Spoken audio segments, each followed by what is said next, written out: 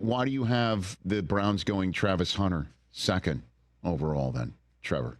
When I think of the Cleveland Browns, I think it's a total situation here with them. And certainly given everything that's going on with Deshaun Watson, the contract, the Achilles injury, the re-injury of the Achilles injury, Myles Garrett now demanding for a trade and almost making it seem like he has played his last down as a Cleveland Brown. If you're trading Myles Garrett, you're bringing this thing down to the studs. I mean, you are basically saying, okay, we're going to go into a multi-year rebuild here. We're going to trade Myles Garrett. We're going to get multiple first-round picks for him because he is worthy of that price tag. We're going to let Deshaun's contract kind of run out and move on from him whenever it is most advantageous for us to do so.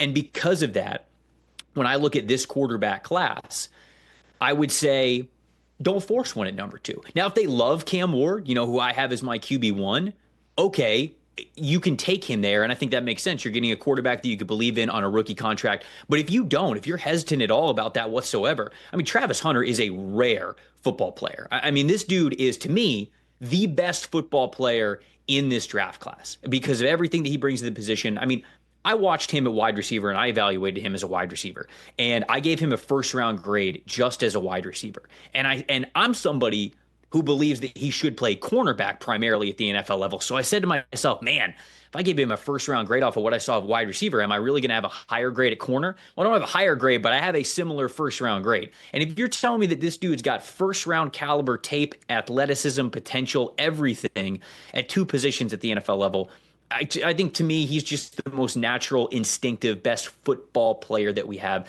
in this class. So with that being the case with the Browns, if you think this is a multi-year rebuild and you don't love any of the quarterbacks that you'd have to pick at number 2, take the better player. Take the rare player, build your team the way that you should, and give Kevin Stefanski a really damn good football player to play on both sides of the ball. So then let's move to 3 here in Shedeur Sanders. You think the Giants would have their choice of quarterbacks, basically the first overall pick for a quarterback-needy team at 3 with 2 incredible talents off the board, mostly on the defensive side of the ball. You think they go Shedeur Sanders over Cam Ward? Why?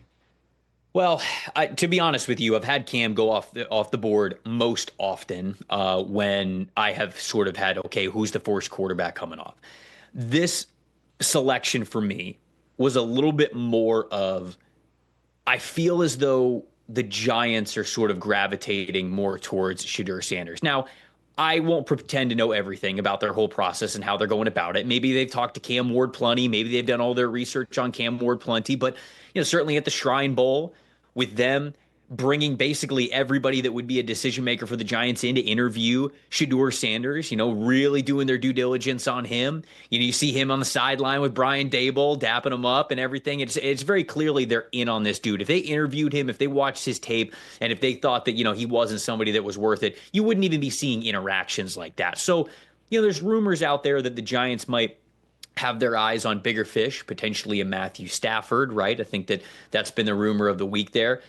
If they aren't able to get a quarterback like that, I could see them signing one of these other quarterbacks in free agency to maybe a 1-year deal, giving themselves a little bit of flexibility, perhaps trading down or perhaps just staying at number 3 to take Shedeur. Now, to be honest with you, he's much lower on my big board, but it does feel as though in the NFL draft, 2 types of teams, ones that have quarterbacks, ones that don't. And when you look at a team that is as desperate as the New York Giants and their current regime are to have a quarterback to invest in, it feels like the stars are kind of connecting here with them and Shedeur Sanders, wherever that may be that they pick him. Well, I mean, I know you've got a bunch of comps that we're going to get to here. I didn't notice one for Shedeur. Do you have one? A comp for Shedeur Sanders? Who is that, Trevor? This is actually one of my favorite one of the first ones that I thought of, and I've kind of stuck with it throughout summer scouting all the way to now.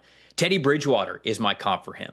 And the reason why is because when you think about Teddy Bridgewater when he was coming out of Louisville, very similar to the prospect that Shedeur Sanders was. Ice in his veins type of a dude. Knew how to go through progressions, read defenses, played such a clean brand of football. Not the most mobile guy in the world, guy who's going to operate from the pocket and really be a pocket passer.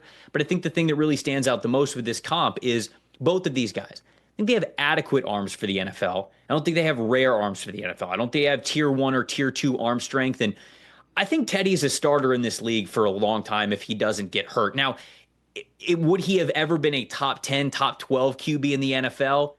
Maybe not. And that's kind of the way that I view Shedeur Sanders right now. I think that if he's a starter in the NFL and goes to the right system, I think he's more of a mid-tier starting quarterback at the NFL level, but he plays the game at a way that you can start him and feel good about him with a high floor. The big question is, does he have the physical gifts to really be that kind of a quarterback to take you into the playoffs and beyond? Because we're seeing it now.